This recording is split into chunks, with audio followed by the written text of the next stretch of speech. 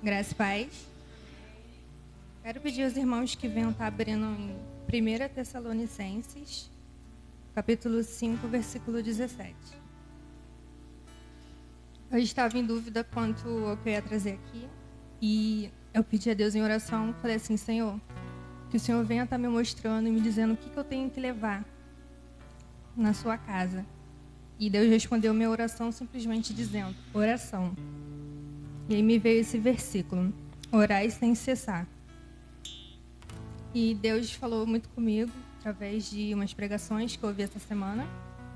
E eu fiz umas anotações aqui sobre a importância da oração para a nossa vida. E eu gostaria de estar compartilhando com os irmãos. A oração deve ser um diálogo diário entre Deus Pai e seus filhos. Nosso relacionamento com Deus é por meio dela.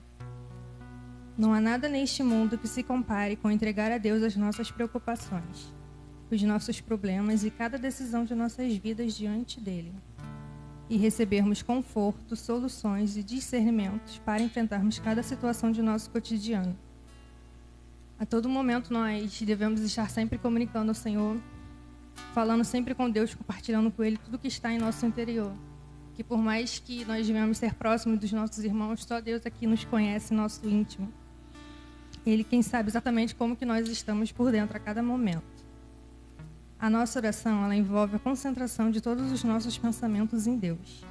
E sem a oração, nós podemos nos distrair facilmente.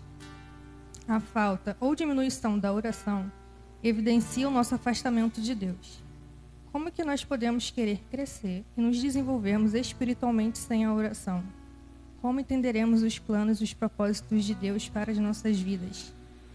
Como que nós enfrentaremos as provações e mortificaremos a nossa carne sem proximidade com o nosso Pai? Às vezes a gente pensa em muitas coisas que nós gostaríamos de enfrentar ou de melhorar, algumas limitações que nós gostaríamos de superar, mas a gente tem que entender que é através de Deus. A gente pode até tentar pelas nossas forças, do nosso jeito, do nosso próprio entendimento, mas é através de Deus que nós vamos conseguir ter sabedoria e a estratégia necessária para poder nos desenvolvermos em cada área de nossas vidas. A frase "só nos resta orar" não deve ser difundida em nosso meio, porque a oração ela deve ser feita a cada momento e sempre antes de todas as coisas, não ser utilizada como último recurso. Sem a oração, não temos transformação de vida. Se nós vivemos perseguidos por uma consciência culpada, é porque nós não oramos e confessamos os nossos pecados ao nosso Senhor.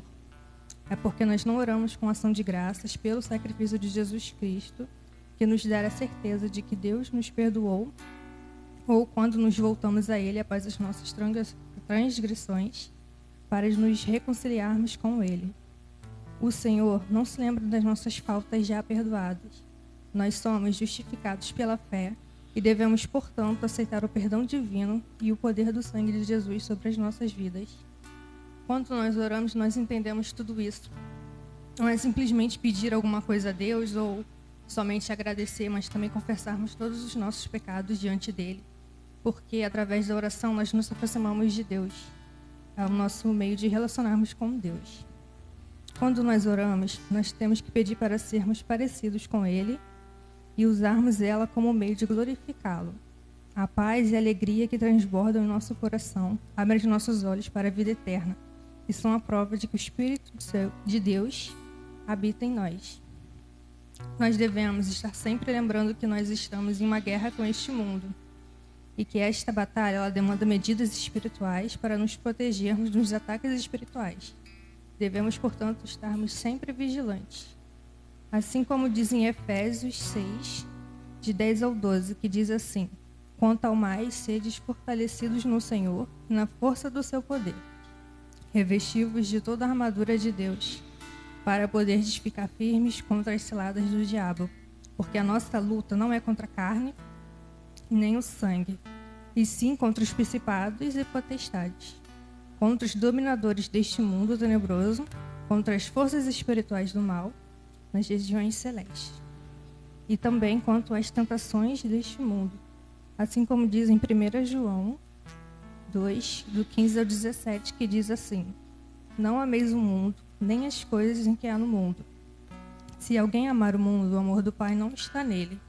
Porque tudo que há no mundo, a concupiscência da carne, a concupiscência dos olhos e a soberba da vida, não procede do Pai, mas procede do mundo. Ora, o mundo passa, bem como a sua concupiscência, aquele, porém, que faz a vontade de Deus, permanece eternamente.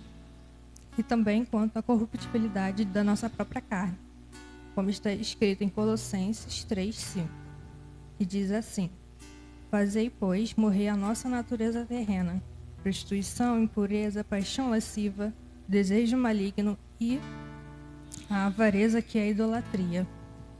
A oração é aquilo que nos conecta ao nosso Senhor, e Ele nos capacita a vencer os pecados que nos assediam e as limitações que nos travam, Ele as desfaz. Com Cristo, nós podemos fazer tudo o que Ele quer que nós façamos. Assim como diz em Filipenses 4:13, tudo posso naquele que me fortalece.